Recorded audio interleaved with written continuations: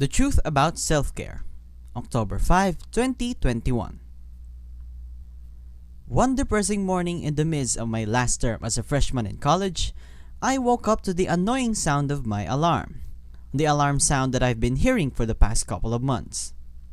Alarms tend to get boring after a few repetitions of waking you up to the point that even if your alarm sound is your favorite song of all time, you will eventually hate it.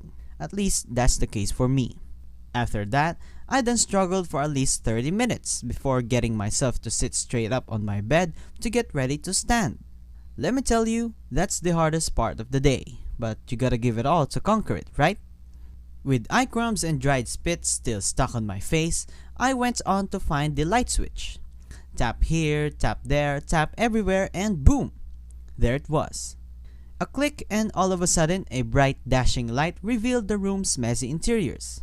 At that point, I didn't know whether I'd be irritated because of the sudden flash of light or because of my early morning class.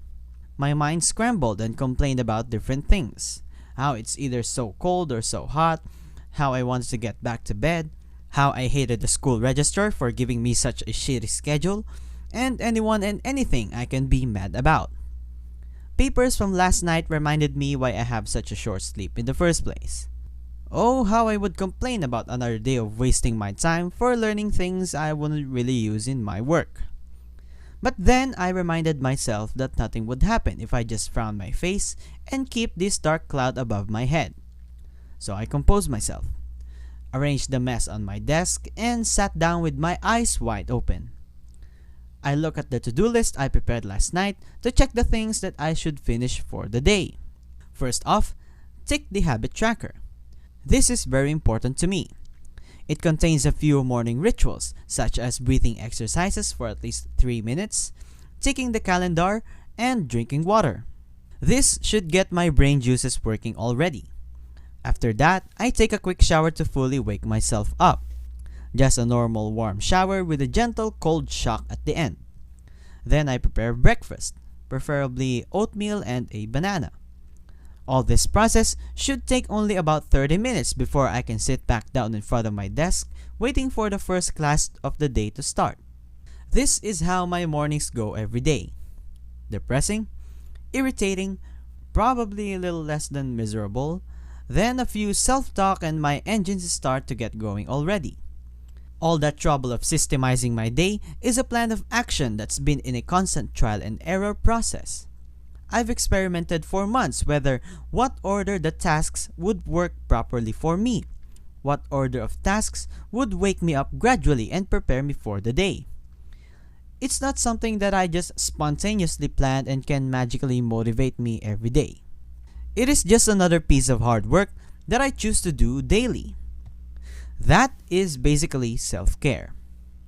Since the pandemic started, self-care has been one of the greater advocacies that netizens were pushing for. And it is true that we do need self-care. There's nothing wrong with that. But what bothers me the most is that self-care shouldn't even be romanticized the way they are romanticized today. Self-care has come to mean anything that should give you pleasure and satisfaction in a very tight moment.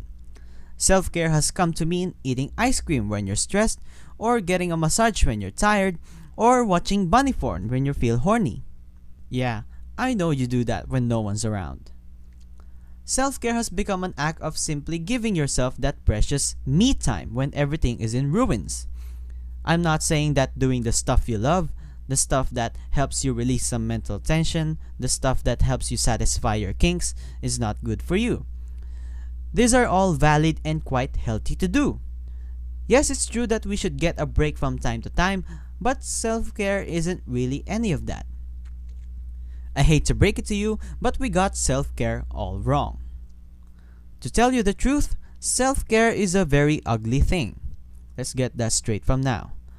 Self-care means doing the things that annoy you, irritate you, and challenge you.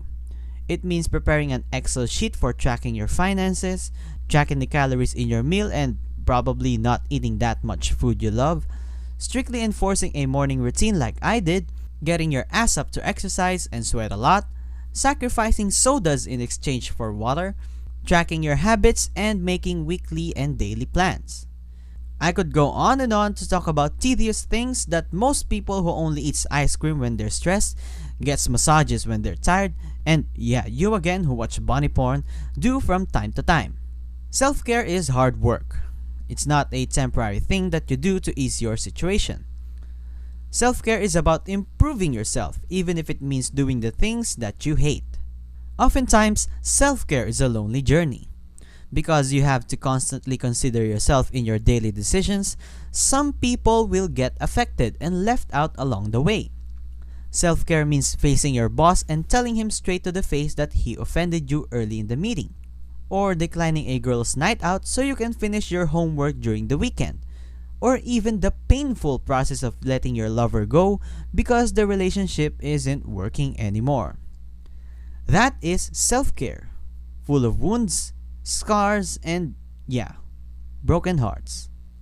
But it is in these worst instances that we truly learn how we handle pain, how we handle our emotions, and how we handle problems in our lives.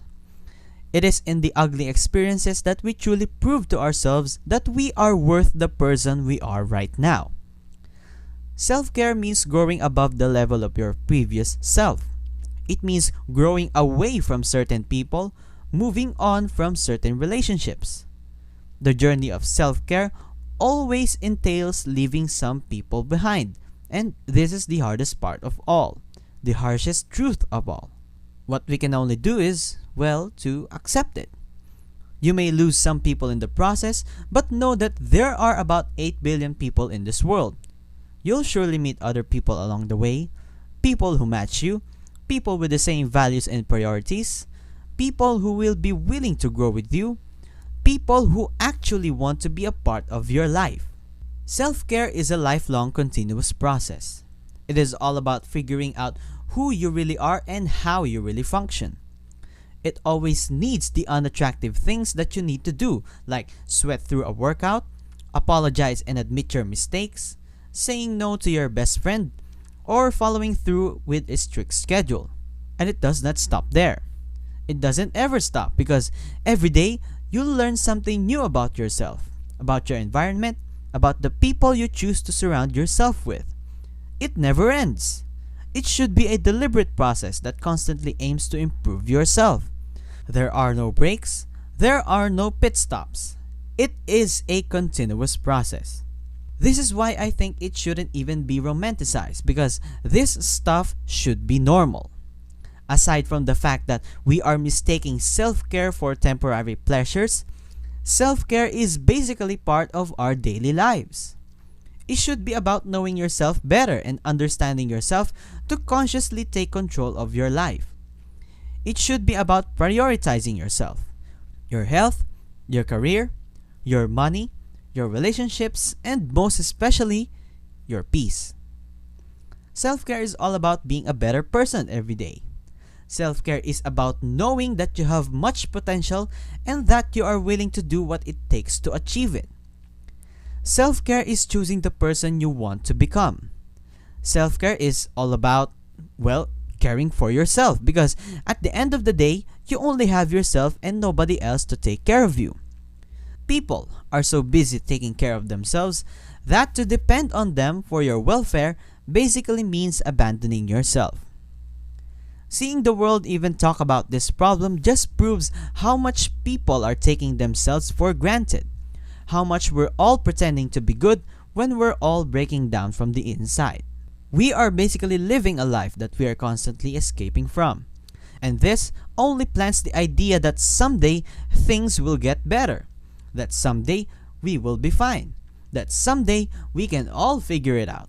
That someday will eventually come.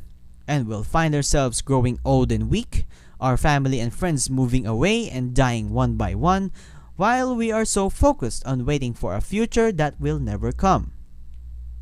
The world is currently sick. We are all sick. It's actually embarrassing to think that we care more about our friends than we do about ourselves. That we care more about the dog's dinner than our own dinner. That we care more about everything and everyone other than ourselves. The world needs a reminder of that. How often do you sit down and talk to yourself? More importantly, How often do you try to be you? To live in our own shadows means to be dragged around by what happens in life.